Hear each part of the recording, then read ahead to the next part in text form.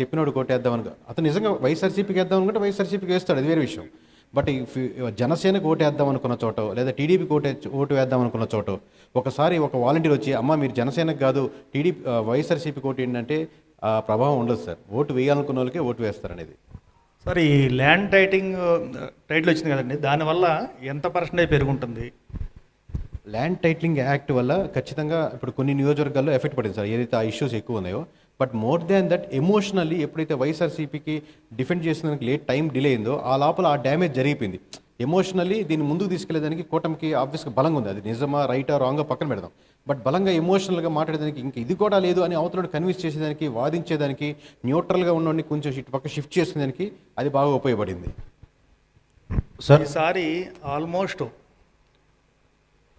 మీరు ఏ అనౌన్స్ చేస్తున్నారో అది కంపల్సరీ జరుగుతుందని చెప్పి అనుకుంటున్నాం. ఈ ట్రెండ్ ఇంకా ఎన్ని ఎలక్షన్ వరకు ఉంటుందంటారు?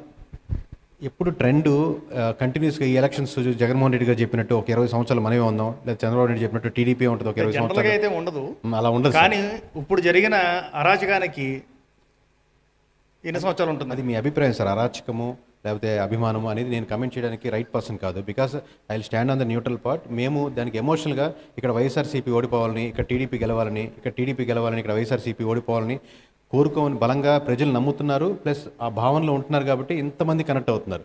మీకు ఒకసారి 1991లో మీకు ఎక్కువ మంది నాకంటే సీనియర్స్ కాబట్టి ఎగ్జాంపుల్ గుర్తే ఉంటుంది.